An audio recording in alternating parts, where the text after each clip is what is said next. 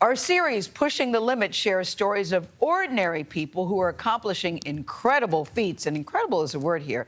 This morning, we're going to introduce you to Lissa Bachner, remember her name, along with her horse, Milo. They became one of the most inspirational riding teams in the world of show jumping. Lead national correspondent, that's David Begnaud. Who knows? He knows how to ride, too. Shows us how they did it while overcoming impossible odds. Have you ever seen someone on the back of a 1,200-pound horse jump a fence? Well, watch again.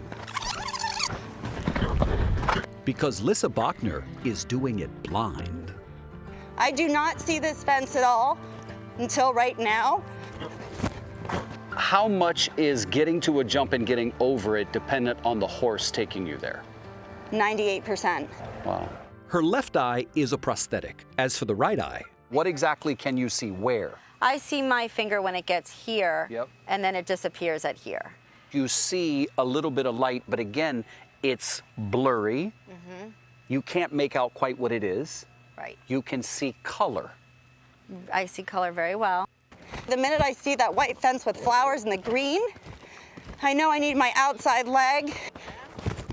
she invited us to her farm in Wellington, Florida, where she even gave me a chance to ride with her. When did you start riding? When I was 3. She grew up at an equestrian center in Virginia that her mother owned. She's been a champion rider since the age of 5, when she was diagnosed with uveitis. That's a rare inflammatory eye disease, and it made school difficult. Was childhood lonely for you? No, I had horses. It was her mother who encouraged her to follow her passion and ride. Everything good in my life is because of my mother. My mother knew, as much as she wanted to keep me at home and keep me safe, she bought me a horse. Bachner never doubted herself, but her fellow competitors did. They were making fun of my riding, that I should stop. I remember looking away from them because I was crying, and I remember thinking, I am going to kick your ass the next time I get in that ring. That was when I was determined to figure out how to do it, and better than anyone else. Enter Milo, an inexperienced horse that Bachner's trainer found in Europe.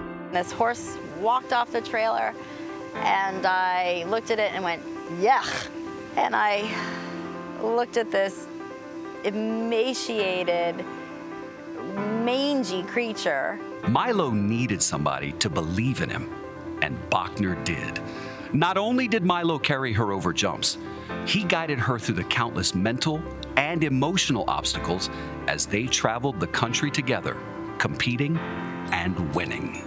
Where was Milo ranked in the country with you? In 2004, we won the country. I get the chills just listening to you say that. Well, not only that, now I've got the chills. So we were so in tune with each other, and we went for 3 months where we didn't lose a class. The pair's extraordinary bond is told in her book, Milo's Eyes. While she was at the top of her game, she says she misunderstood a conversation between her mother and stepfather that led her to think the competitions were costing too much money. So Bachner suddenly sold Milo. I thought I was bleeding everyone dry. I wasn't contributing. It was a lot of money. In hindsight, the decision to sell him was... Worst decision of my life. Because you'd lost more than a champion. You lost... I had lost my best friend. I had lost my savior. But 3.5 years later... And I very quietly said, Milo. Really? And if horses could cry, I could feel his body heaving. I mean, of course, I was a mess. And I walked down. I said, I don't understand. And my mom said, I bought Milo back for you. I found him, and I bought him back for you.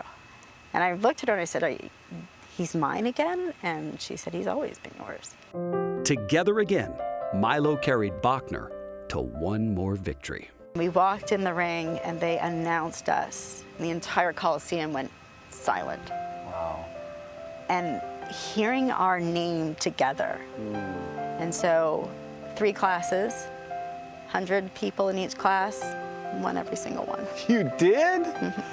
On this horse that was now 16, almost 17 years old.